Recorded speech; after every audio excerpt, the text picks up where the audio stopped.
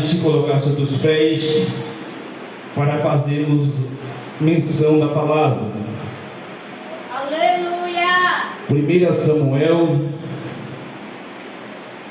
capítulo de número 16. Quero fazer menção do primeiro versículo. Quantos já se localizaram no texto diz amém? Amém. Quem não achou diz me espera. Glória a Deus, vou te esperar para a gente ler junto. Samuel 16, versículo de número 1. Glória! Que diz assim: E disse o Senhor a Samuel: Até quando terás pena de Saul, havendo eu rejeitado, para que reine sobre Israel? Enche o teu vaso de azeite e vem. Enviar-te-ei a Jessé o belamita, e os seus filhos têm provido a rei. Só até aí você toma seu assento, dando glória a Deus e aleluia.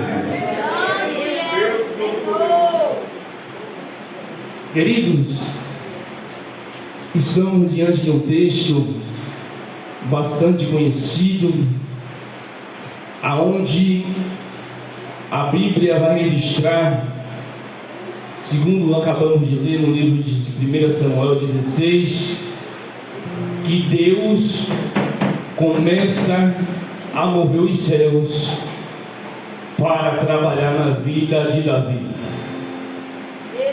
Eu sei que você é conhecedor de Bíblia e sabe que tudo isso ocorreu porque Saul reinava sobre Israel. Tendo em vista que Saul tinha tudo para dar bem como rei. Sabemos que Saul tinha aparência, Saul era um homem guerreiro. A Bíblia diz que Saul sabia manejar uma espada, sabia fazer posse de armaduras, e o texto diz que certa feita vem a ordenança de Deus sobre a vida de Saul. Observe o texto que Deus vai dar algumas ordenâncias a Saul, mas duas delas vão se destacar. Uma é que Deus vai dar ordem a Saul que vá guerrear, e desse reinado que ele não traga nada e não poupe ninguém. Mas a Bíblia diz que Saul, ele desobedece, porque Saul acha que fazer a obra de Deus pode ser de qualquer maneira. Mas o texto vai dizer que ele poupa o rei e traz o melhor da sua terra. E mais na frente o texto vai nos notificar que certa feita Saul decide sacrificar no lugar de Samuel. Torna a desobedecer aquilo que Deus tinha lhe ordenado. Então a palavra de Deus vai descer sobre a vida de Samuel. Samuel, quem é Samuel? Samuel é fruto de milagres. Samuel é fruto de oração. Samuel é fruto do altar. Samuel é fruto de lágrimas. Samuel é fruto das lágrimas de Ana. E a Bíblia vai dizer que Deus vai abençoar Samuel com 3 atributos, porque o texto vai dizer que Samuel é sacerdote, que ele é juiz e também é profeta. Louvado seja Deus. Ele julgou Israel durante 40 anos. Ele é sacerdote porque ele levava as petições do povo para Deus, e era profeta porque trazia a vontade de Deus para o povo. Não sei se você está conseguindo entender. Deus está dizendo: nessa noite eu quero centralizar a minha vontade nesse ambiente, eu quero centralizar a minha glória nesse recinto, eu quero derramar a minha graça sobre este lugar, eu quero fazer algo diferente como eu fiz na vida de Samuel. E o texto vai dizer categoricamente que Samuel recebe uma ordenança de Deus, porque Samuel, ele desceu no templo. Samuel, ele foi entregue para crescer no templo junto com os filhos de Eli. Quem é os filhos de Eli? Ofni e Finéias. A Bíblia diz que Samuel ele vai crescendo, porque o texto diz que a casa de Eli está desordenada. Mas observe aqui o texto, a palavra vai dizer que Ofni e Finéias faziam o que queria na casa de Deus. Aí eu já começo a analisar, enquanto Ofni e Finéias cresciam na iniquidade, Samuel preferiu crescer na graça e na unção. Você não entendeu isso aqui? Deus está dizendo, deixa que quiser pecar do seu lado, deixa que quiser errar. O importante é que você não pode pegar o centro da minha vontade na sua vida, gente. Meu Deus. Queridos, o texto diz que Samuel cresce e começa a conhecer a voz de Deus. E Samuel, já com experiência com Deus, ele vai receber uma ordenança. Que ordenança é essa, pastor? Ordenança de ir até a casa de Jessé o Belamita. Para quê? Para ungir o novo rei de Israel. Mas pastor, mas ainda Saul está no trono. A Bíblia vai dizer que a seguinte ordenança sobre a vida de Samuel é: primeiramente você vai pegar o chifre, você vai encher de azeite e depois eu vou te dar direção. A Bíblia vai dizer que mesmo Samuel conhecendo a voz de Deus, a Bíblia diz que ele vai entender, porque ele vai indagar a Deus dizendo: Senhor, certamente quando Saul souber, vai mandar me matar. Aí Deus vai dar uma estratégia para Samuel. Diga para o seu irmão que está do seu lado, no meio dos tempos ruins, Deus vai te dar uma estratégia. Fala comigo com convicção para entender. No dia ruim, Deus vai te dar uma estratégia para você vencer o inimigo. O texto vai dizer que Samuel pega um novilho e vai sacrificar na casa de Jessé. E a Bíblia diz que Samuel chega na casa de Jessé. E quando Samuel vai chegando no arraial, observe que o texto diz que os anciões estão diácono, com medo, e diz: olha, a sua porventura é de paz, a sua vida é nesse lugar. Eles começam a indagar Samuel. Aí Samuel diz: não, eu vim sacrificar por Jessé o Belamita. E a Bíblia diz que quando Jessé se apresenta a Samuel, a Bíblia vai dizer que Samuel, logo de cara, ele se depara com um dos filhos de Jessé. Os que entram mais em destaque é Eliabe, Abinadab e Samar. E a Bíblia diz que quando ele vê Eliabe, ele diz dentro de si: certamente está perante mim o novo rei de Israel. Aí agora eu quero que você preste atenção nisso aí. A Bíblia diz ao diácono que quando Samuel vê Eliabe, ele diz: olha, certamente está perante mim o novo rei de Israel. Aí Deus vai chamar na minha progenitura Samuel, porque Samuel tinha intimidade com Deus. Samuel sabia, conhecia a voz de Deus, então ele sabia que quando Deus falava com ele entendia. Aí eu posso progeniturar o texto dizendo assim: ó, Deus está dizendo: Samuel, você é fruto de milagre, você cresceu no templo, mas eu preciso te ensinar algo no dia de hoje. Eu não olho para a aparência, eu olho para o coração. Samuel, você entende da minha voz, mas eu preciso te ensinar algo nesse dia. Eu não estou olhando para a aparência, eu estou olhando para o coração. E é nessa noite que Deus está dizendo: fica tranquilo, porque eu te conheço, terraço, por dentro e por fora, e sei quem é você. Meu Pai, meu Deus. A Bíblia diz que passa Eliabe, passa Abinadab, passa Samar e passa os filhos de Jessé todos. E aí começa o processo. E aqui eu começo a pregar, porque o texto vai dizer que quando passa todos os filhos de Jessé, o texto é categórico em dizer que é preciso Samuel perguntar: porventura acabou-se os moços? Acabou-se os mancebos?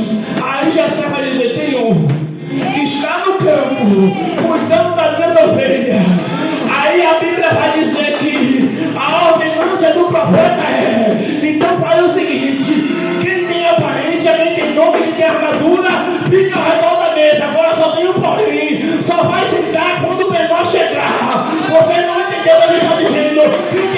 homens de aparência estão ao redor da mesa, mas vai esperar aquele que é menor chegar no campo, que está cuidando das ovelhas do seu pai, para poder se sentar na mesa. Meu Deus, oh Deus, oh Deus, oh Jesus, oh Deus, bendito seja o nome do Senhor para todo sempre. Aleluia, meu Deus, Senhor, toma a primazia de tudo nesse ambiente, Jesus. Lança por terra toda a palavra de maldição, toda inquietação, meu Senhor, que o Senhor possa remeter todo o roubador de palavra nessa noite, que o Senhor abra o nosso entendimento, venha guerrear para a mão da igreja, toda palavra de maldição, toda arquitetura maléfica, toda palavra negativa, todo espírito oculto, pelo poder que é no sangue de Jesus, para que retirada nessa noite. A Bíblia diz que vem Davi. E quem sabe Davi estranhou.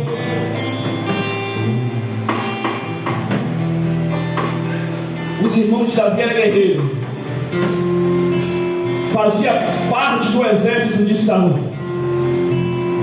O texto diz que quando Davi chega, a mesa está posta, porém todos estão de pé. A Bíblia diz que é preciso Samuel pedir para Davi entrar. O texto diz que Samuel manda Davi entrar dentro da casa de Jessé, para depois então derramar o óleo.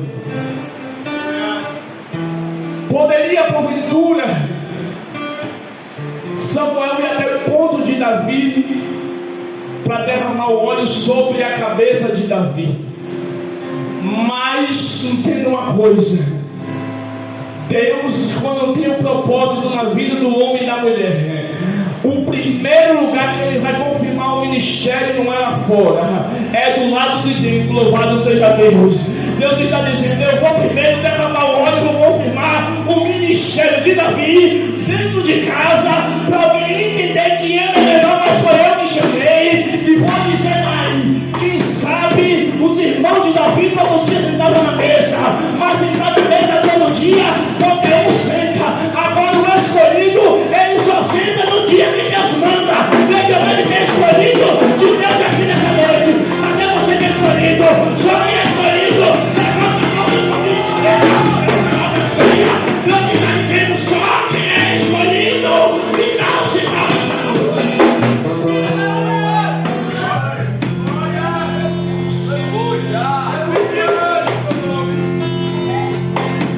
A Bíblia diz que Davi recebe a unção sobre a cabeça, mas o texto diz que vai passar um tempo ainda para Davi assumir o trono, porque Davi entendeu uma coisa: o óleo desceu sobre a cabeça, mas não subiu para a cabeça de Davi. Pastor, não entendi, significa: o óleo desceu sobre a cabeça, mas não subiu para a cabeça. Porque tem gente que quando recebe a unção, recebe o chamado, ele não quer obedecer mais pastor, ele não quer obedecer mais liderança, mas quem recebe a unção de Deus, ele não deixa que a unção suba para a cabeça, porque ele continua na obediência dos céus que chegou. Meu Deus. Davi continua humilde. E certa feita Deus vai preparar. O que, pastor? A ida de Davi para levar alimento para os seus irmãos. A Bíblia diz que entre os alimentos que Davi vai levar para os seus irmãos está o pão. A Bíblia diz que Davi chega no campo aonde está acontecendo há 40 dias uma grande afronta. Que afronta é essa?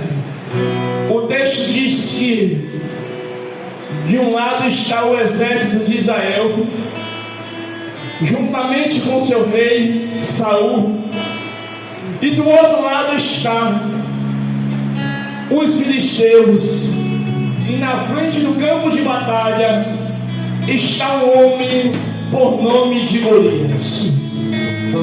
Se você ler o texto, Golias até o momento ele não tinha sacado nem espada, nem escudo, e nem tinha sacado arma alguma para afrontar o exército de Israel. Mas tão somente no grito ele estava dizendo: porventura aí não tem nenhum homem para vir pelejar contra mim?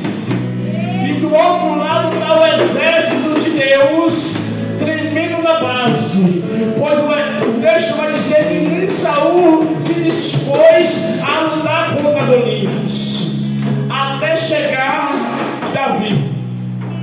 Observe que o texto vai dizer que os irmãos de Davi estão compondo o exército de Saul. Observe que Eliabe e Abinadab faz parte do exército de Saul, mas estão sendo afrontados durante 40 dias sem fazer nada contra Golias. Aí chega Davi e diz o que está acontecendo, e um dos irmãos de Davi vai tomar iniciativa: você volta para casa para cuidar das ovelhas do meu pai, volta para casa, aqui você não passa. Observe, estava sendo afrontado 40 dias, não tinha feito nada, mas contra a vida do irmão ele queria se levantar. Lá vai, tem muita gente no evangelho assim, contra Satanás não tem coragem de botar a mão na cabeça, mandar o demônio embora, mas quando o irmão vai se levantar, aí Deus está dizendo: você muitas das vezes está fazendo papel trocado. Papel trocado como um pastor. Ficou difícil de dar glória, mas eu vou continuar. Davi queria passar para guerrear, o seu irmão tentou impedir. Muitas das vezes estamos fazendo o papel ao contrário, estamos dando pão para o inimigo e estamos apedrejando nossos irmãos. Mas Deus está levantando uma geração diferente e está dizendo assim: ó filho, pode contar comigo, eu estou com você nesse negócio, aonde você for, eu enterro a cheia. Deus está dizendo: eu estou levantando uma geração que vai enterrar a sua vida.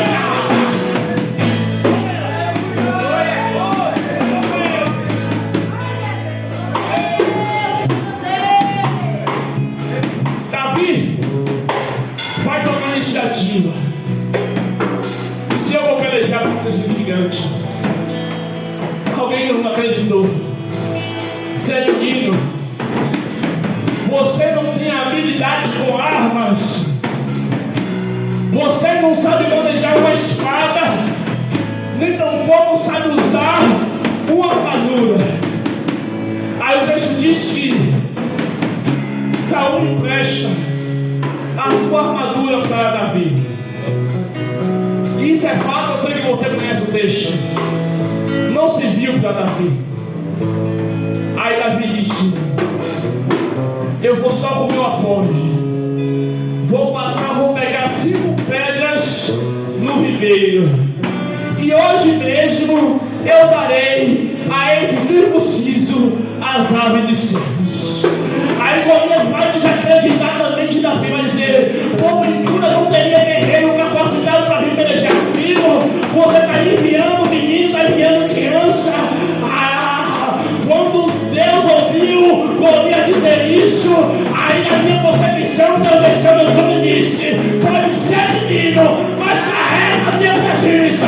Pode ser menino, mas nós somos ele.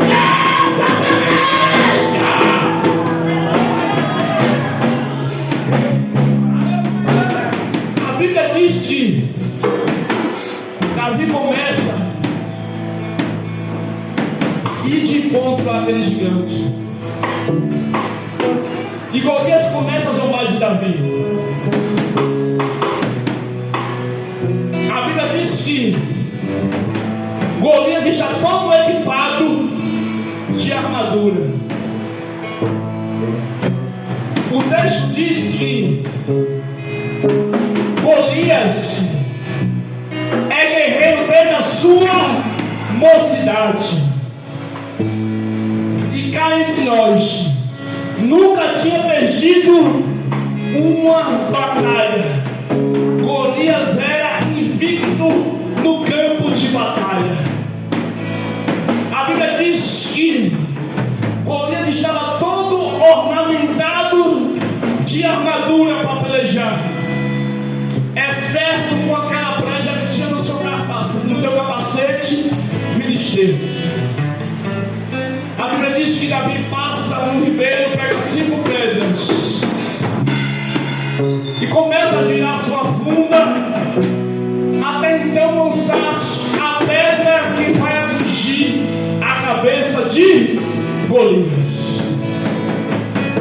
O texto diz que Golias cai com a pedra que encontra passagem na sua cabeça, para ser mais exato, na sua testa. Mas sabe por quê?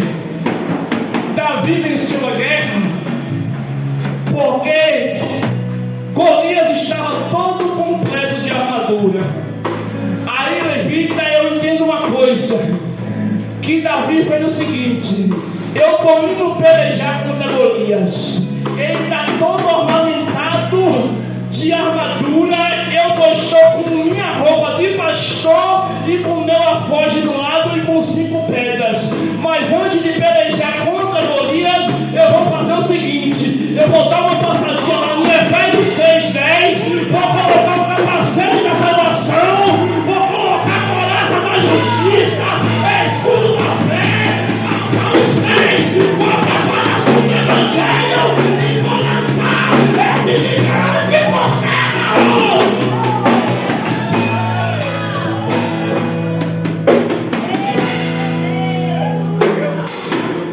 Primeiro Davi passou lá em Efésios 6:10, colocou o capacete da salvação, escudo da fé, calçou os pés com a preparação do evangelho, colocou a coraça da justiça e disse: agora eu estou pronto para batalhar contra Golias. Mas observe, Golias está com o rosto no terra. Achou essa lógica? Se ele foi impactado com uma pedra na sua face, pelo impacto, é para ele cair com o rosto de costa, com as costas do chão. Mas o texto diz que Golias cai com o rosto em terra. O impacto era para jogar Golias para trás, mas Golias faz ao contrário, ele vai para frente, com o rosto no pó. Porque aqui está uma ceia: envergonhados e confundidos ficarão todos aqueles que se levantar contra mim e sua vida. Eu falei envergonhados, e eu vou me levantar contra a sua vida, para te dizer, através de ti, para te dizer, no lugar da vergonha, eu vou dar dupla honra para minha igreja, porque operando eu, em integridade do Senhor, eu sou Deus de ontem, sou Deus de hoje, e sou Deus de eternamente, para glorificar o nome da minha igreja.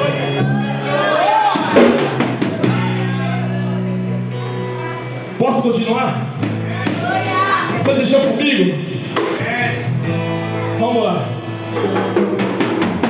Golias está praticamente derrotado, porque Davi vai pegar a espada de Golias, vai arrancar a sua cabeça e vai dar vitória a Israel. E desde então, a história de Davi começa a mudar. Mas eu sei que você sabe que Davi matou ursos gigantes quando ninguém estava vendo. Aí você diz: pastor, a minha história hoje ainda não mudou. Talvez até hoje você tenha matado urso e leão.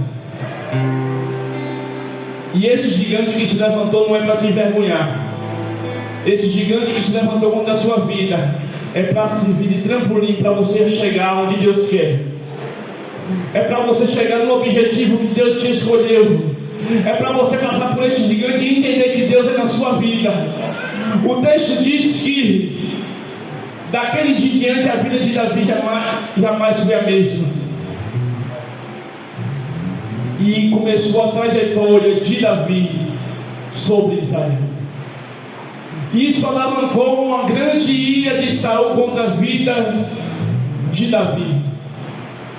Pois mais na frente a gente sabe que Saul vai se levantar contra a vida de Davi.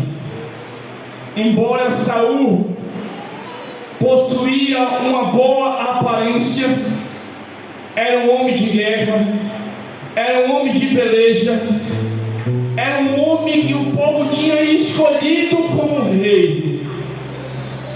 Porém, não adianta ser querido entre os homens e rejeitado pelos céus. Não adianta ser bem querido pelos homens e o céu rejeitando. Mas antes a terra te rejeitar e o céu dizendo: olha, eu conheço, eu sei quem é, eu sei o teu nome, eu conheço a sua história, eu sei como começa e sei como termina. Porque vamos entender uma coisa: a posição não te dá autoridade. Mas como eu entendi, Saul tinha a posição, sim ou não? Sim, era rei de Israel, mas não tinha autoridade. Davi não tinha posição, mas tinha autoridade. Mas deixa eu te dizer uma coisa: posição não te dá autoridade, mas a autoridade te dá posição. Porque a posição que te dá é o homem, mas a autoridade são os céus. Te entrega, deixa eu ver quem recebe. Não está entendendo, eu estou entregando a autoridade para a vida de quem quer essa noite. Eu estou entregando a autoridade para a vida de quem raça para a ceia. Não deixa de entender, eu vou derramar uma autoridade de pé nesse lugar.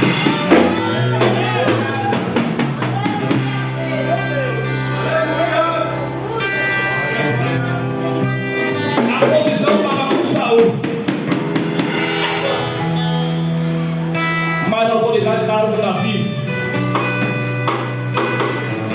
Saul era bem querido, enquanto Davi era rejeitado. E aqui entra dois tipos de homens. Qual, pastor? Pergunta para alguém que está do seu lado, diz: qual, pastor? Diz aí, filho, qual? Fala com convicção para entender.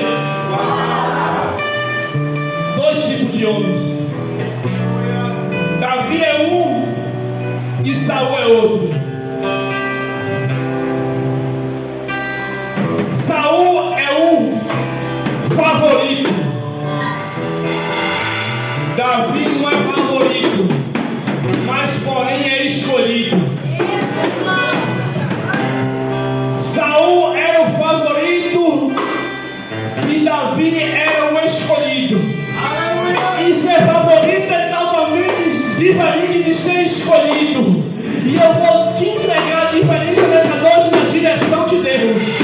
Saul estava no gosto do povo, estava sendo aplaudido pelo homem, enquanto Davi estava no esquecimento atrás da falhada. Só que ser favorito não quer dizer que é escolhido, porque Saul tinha todas as características de um bom rei, mas os céus já tinham reprovado Saul para reinar sobre Israel. E qual é a diferença, pastor, de ser favorito e escolhido? Ser favorito, muitas das vezes, irmãos, mexe com o ego humano. Quem é que não quer ser bem recebido no lugar que frequenta? Quem é que não quer ser bem chegado? Porque quando estamos bem, todo mundo quer interligar o seu nome ao nosso. Mas quando vamos mal, precisei reinar. E Saul estava bem, estava reinando, era favorito e Davi o escolhido. E eu vou simplificar nessa noite o que é ser favorito e ser escolhido. Ser favorito é fazer o que o povo quer. Agora, ser escolhido é fazer o que Deus manda. Aleluia. Deixa eu ver se eu estou pregando para favorito ou para escolhido nessa noite. Se tem escolhido, me dá o sinal, porque o favorito só faz o que o povo quer, mas o escolhido só faz o que Deus manda. Deus está dizendo: eu estou preparando uma geração de escolhido nessa terra.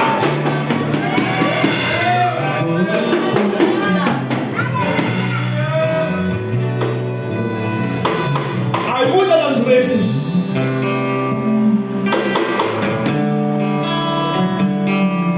a gente vê tanta gente parar, desistir. Quem não conhece alguém que um dia parou e tentou estacionar, paralisou na sua caminhada com Deus? Aí você diz: pastor, mas graças a Deus que eu estou de pé até hoje. Graças a Deus. Mas eu vou te dar uma senha para você continuar firme e de pé com Deus. Porque tem muita gente, não que eu seja contra, eu até gosto desse negócio, que estuda a palavra, ótimo, excelente. A Bíblia diz: crescendo em graça e no conhecimento. Muitos viram doutores, teólogos, ótimo, excelente.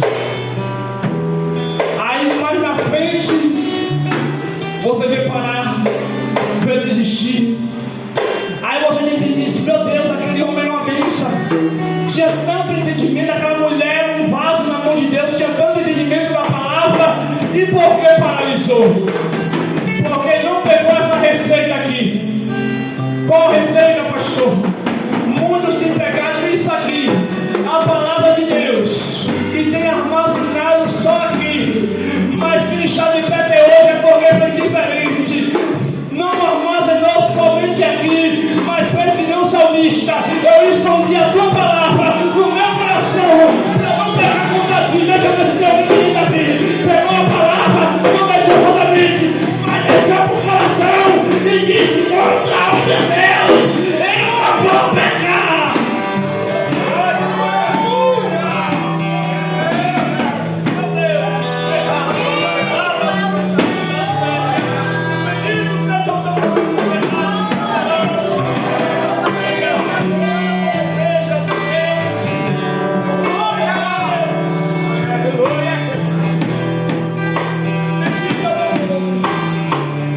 Quando você coloca a palavra no coração, você não vai pecar muita Deus. Ah, pastor, mas eu não estou entendendo esse negócio. Lá vai, eu vou simplificar.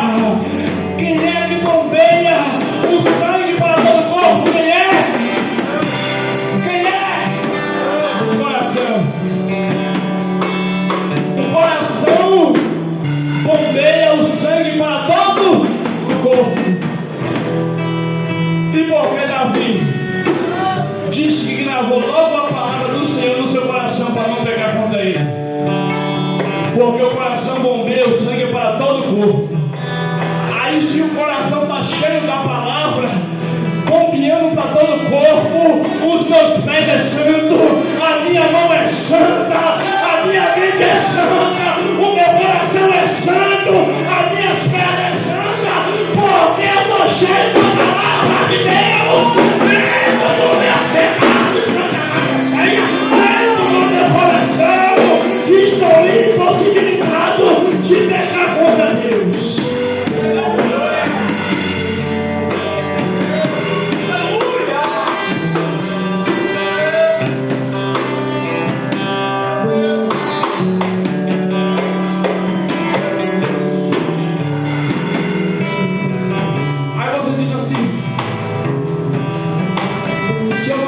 buscamos a Deus, Deus vai me honrar, Pai. Mas também tem momentos que Deus vai deixar você passar pela provação. Vai. E quando esse dia ruim chega, entenda uma coisa: o dia mau chega na vida de todo mundo. A diferença é que tem gente que escolhe passar o dia mau com Jesus e outros decidem passar sem Jesus. Você lembra aqui, vamos encerrar. Você lembra de Lázaro? Sabe o endereço? Amigo de Jesus. Marta vai em busca de Jesus e diz: aquele a quem tu amas está enfermo. Jesus decide ficar ainda no local onde se encontra. Jesus só chega 4 dias depois. Lázaro já está morto e sepultado. O texto diz que Lázaro é amigo de Jesus. Aleluia! E a palavra de Deus diz que eu e você somos considerados amigos dele e não mais servos. Porque o servo não sabe o que faz o seu Senhor, mas o amigo, tudo que ele faz o seu outro amigo saber. Então eu quero saber nessa noite, eu estou pregando para amigo de Jesus aqui nessa noite. Se tem amigo de Jesus, me dá sinal. Cadê o primeiro? Cadê o segundo? Se alguém é amigo de Jesus, se manifesta nessa noite, com glória e com aleluia. Meu Deus. Olha o texto.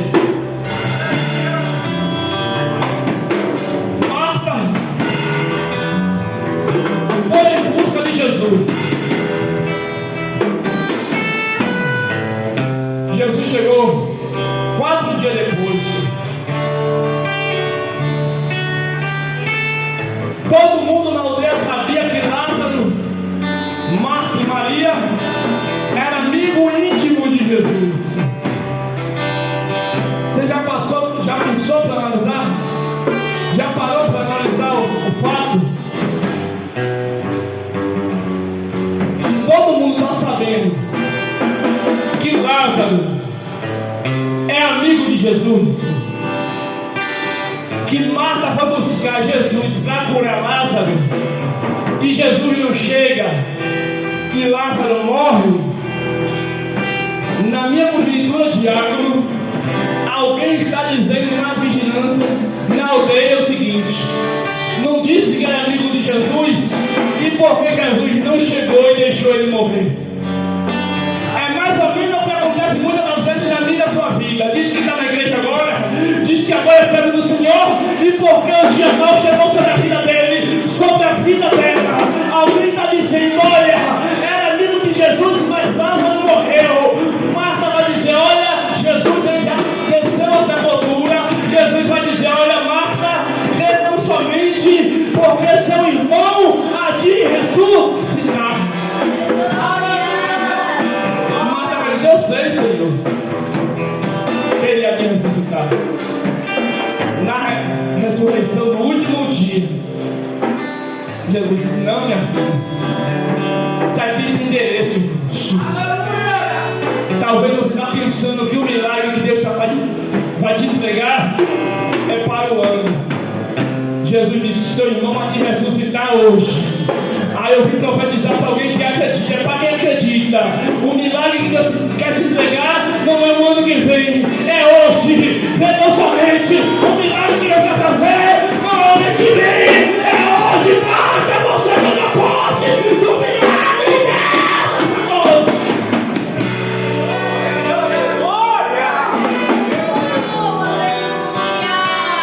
Quem sabe a casa de Marta estava envergonhada. Por quê, pastor? Todo mundo sabia que Lázaro era amigo de Jesus. Ela disse: olha, amigo, como é que o outro amigo deixa o amigo morrer? Nem visitar não veio transformava em vida. Aí Jesus disse: tirei a pedra. Lázaro, sai para fora. 4 dias já cheira mal. Hoje, quando o ser humano morre, 24 horas tem que enterrar. Dependendo da gravidade, até antes. E depois que entra na sepultura é pior, porque entra em estado de decomposição. Pastor, o que é estado de decomposição? O corpo começa a se desfazer.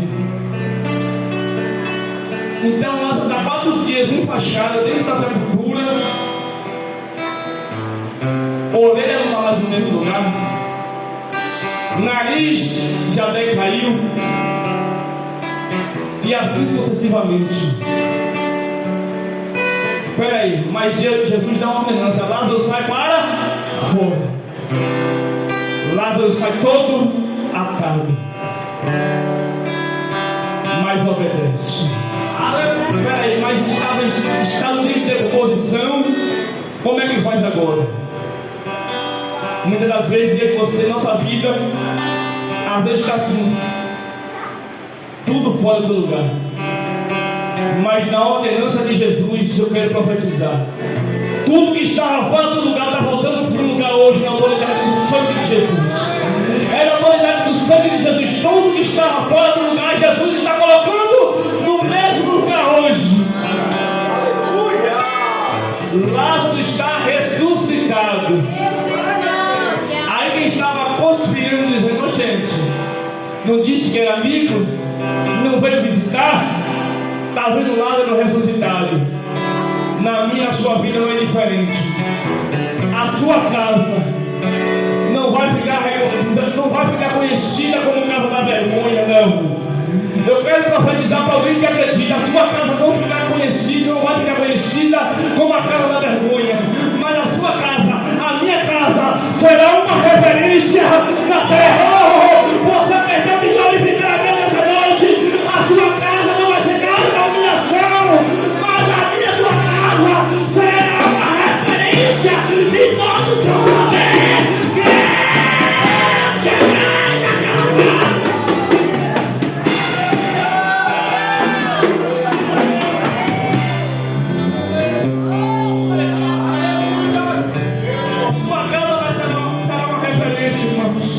Você acredita nisso? Alguém vai se espelhar na sua casa, no seu ministério, no seu chamado, e vai dizer verdadeiramente: é Deus na vida daquele homem, é Deus na vida daquela mulher. Meu Deus,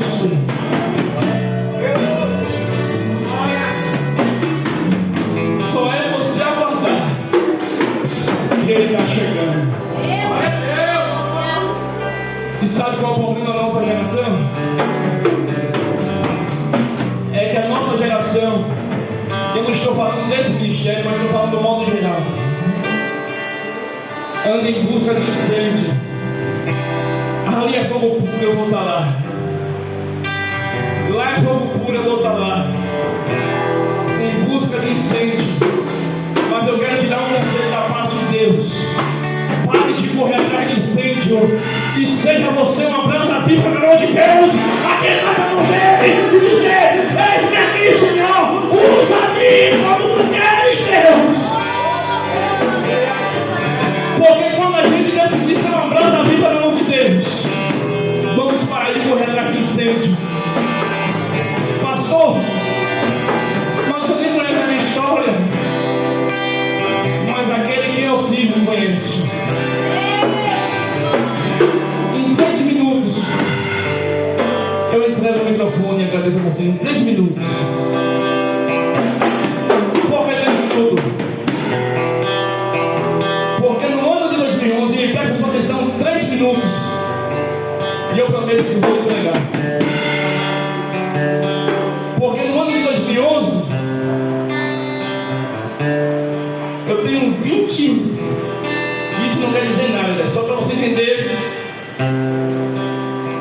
o raciocínio bíblico de Deus aqui nessa noite. Eu tenho 24 anos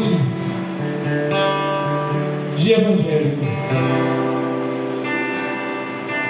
Tenho 15 anos de casado, quase 16. Embora a gente não programasse, a minha esposa se batizou junto comigo. Ela aceitou Jesus no mesmo ano. Se batizamos juntos. Casamos. Temos 2 filhos, Kevin e Benjamin, que não estão aqui. Só que em 2011 eu já era evangélico, já era crente. Isso aqui tem endereço. E eu estava na igreja tocando. E Deus abriu a porta para mim de emprego numa empresa de construção. E Deus em seguida, com 15 dias, me honrou, fazendo com que eu fosse promovido naquela empresa. Com 15 dias eu fui promovido, o salário mudou. E quando estava finalizando a empresa, o contrato, eles demitiram algum e eu pedi para me voltar no corte. Peguei a rescisão, dei entrada no seguro-desemprego. Isso aqui tem endereço, irmãos. Não perca seu foco não. E aí, dei entrada numa época numa Honda Bis nova. E aí comecei a parei de ir para a igreja. Eu ia quando dava. A minha esposa falava assim: rapaz, vamos para a igreja hoje, eu estou cansado, hoje não dá. E para a glória de Deus, minha esposa sempre foi de oração. Na época a gente não era pastores. E ela disse: vamos buscar hoje. E eu sou pintor, por profissão sou pintor. E aí eu dei entrada no seguro-desemprego, comprei a moto, comprei um boné, botava o boné para trás, subi e descia de Honda Bis para cima e para baixo. E Jesus me olhando. Comecei a ganhar, irmãos, dinheiro, nem mexia no dinheiro do seguro, porque eu fazia muitos serviços de pintura. E certo dia, quantos acreditam que Deus usa profeta na terra? Quantos acreditam que Deus ainda usa os profetas na terra? Dê ouvido aos profetas e prosperarás, está escrito. Aleluia! Minha esposa estava no ciclo de oração no 15 de novembro.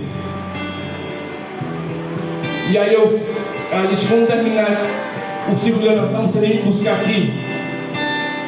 Aí eu disse: eu já vou num horário de perto de sair.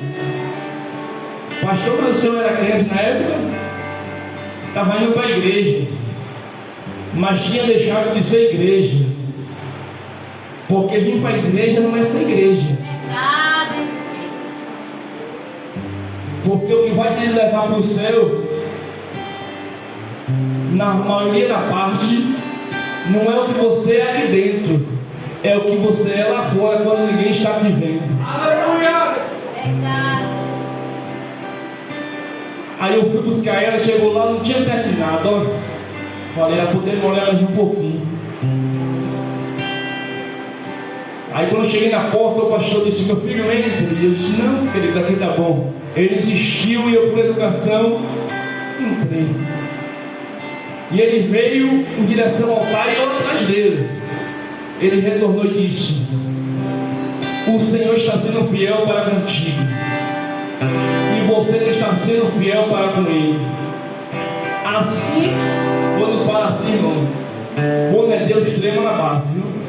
Assim manda te dizer o Senhor: se você não voltar ao primeiro amor, eu te ferirei. Serve que eu dei ouvido? Peguei a bicha e fui para casa, continuei do mesmo jeito. Quando a última passada do seguro terminou, meu irmão, ele é técnico de segurança. chegou na Simonase Nordeste e arrumou um emprego para medir a temperatura dos fornos. Só que quem já trabalhou, conhece Simonase, sabe que você não tem função fixa. E certo dia faltou um dos trabalhadores e alguém me colocou para fazer um serviço braçal. E eu fazendo esse serviço braçal, senti uma dor muito forte aqui no tórax. Pedi ao meu superior para vir embora, ele me liberou. Fui para a emergência. E no sábado eu retornei para a emergência de novo. E naquele primeiro sábado, eu virei cliente fixo do Hospital Regional Dantas Bianco. Todo sábado eu estava lá. Tomava medicação durante a semana toda para ir trabalhar e sábado eu estava passando mal. Hoje eu peso 80 quilos. Pesava 59. Comecei a perder peso, muito peso, rápido. E eu vestia uma camisa para dormir, e eu tirava a camisa e torcia juntamente com minha esposa, e o suor caía no chão. Tosse, febre e muita dor, até que fui internado, tomando muito antibiótico. Depois eu retornei para casa, estou abreviando para não enfadar os irmãos. Depois de 6 meses eu retornei para a emergência de novo, tomando medicação durante 6 meses. E quando eu voltei, ela disse, antes de eu tomar esse antibiótico, ela chamou a equipe médica e disse, esse menino está ruim, faz um eletro do coração, meu coração estava perfeito. Ela disse, faz um raio-x de tórax. E quando eu voltei do raio-x, já voltei na cadeira de roda. E quando ela olhou meu raio-x, ela disse, precisamos preparar a equipe médica ainda hoje. Isso era quase de madrugada. Para poder fazer uma cirurgia nesse menino. Doutora generalista, que acho que todos conhecem. E ali começou o processo de Deus na minha vida. A anestesia foi local. Ela perfurou meu tórax, introduziu uma mangueira e tirou medida, irmãos. E saiu algum banho porque a anestesia foi local. 2 litros de água do pulmão direito. Pastor, mas o senhor prega assim, grita assim, vai entender. E ali tirou, fiquei internado, tomando medicação, voltei para casa, depois de 6 meses. Quando eu voltei, ela disse, pensou que era sequela, quando tirou do raio-x, disse, não, manda ele para Salvador ainda hoje, porque aqui não tem mais jeito para ele. Vou enviar o senhor para o Otávio Mangabeira, o Hospital das Clínicas, em Salvador. Fui no outro dia. Quando eu cheguei no Otávio Mangabeira, fiz todos os exames de novo, e o médico disse, eu preciso de uma tomografia computadorizada. Minha esposa não podia ir comigo na época porque minha filha estava pequena. E o hospital lá, o nível de contaminação é muito grande. Então, foi eu e minha mãe. E aí, já fiquei internado. E quando chegou a tomografia computadorizada, antes disso o médico disse, a gente vai cortar o tórax dele, vai introduzir uma máquina, fazer uma raspagem no pulmão, e 8 dias ele está em casa. Mas entenda uma coisa, os planos do homem não são os planos de Deus. O plano do homem era bom, ótimo, 8 dias em casa, mas como eu preguei, você disse, não tem a ver tempo.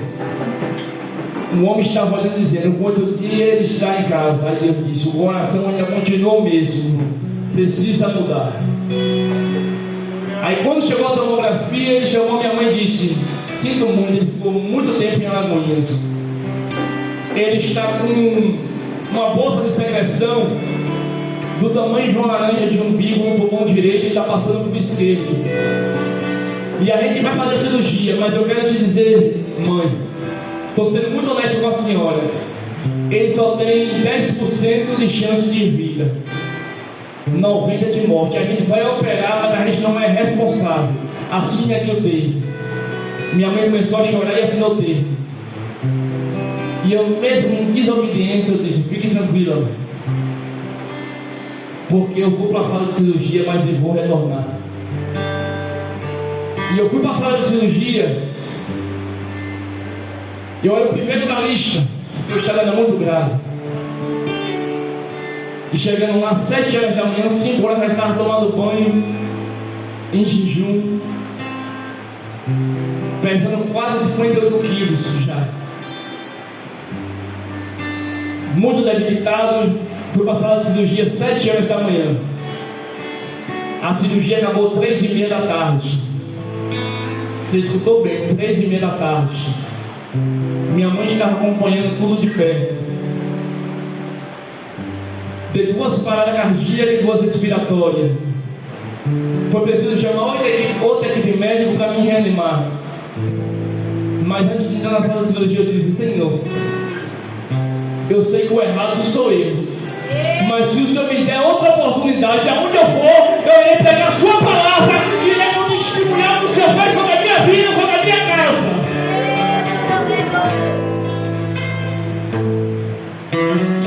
E eu acordei 6h10 da noite. Na UTI, minha mãe já tinha me visitado a visita na época para 5 minutos, já indo para casa, com muita dor. Eu disse: eu preciso ir no banheiro. Ele disse: não precisa, filho, você está de sonda.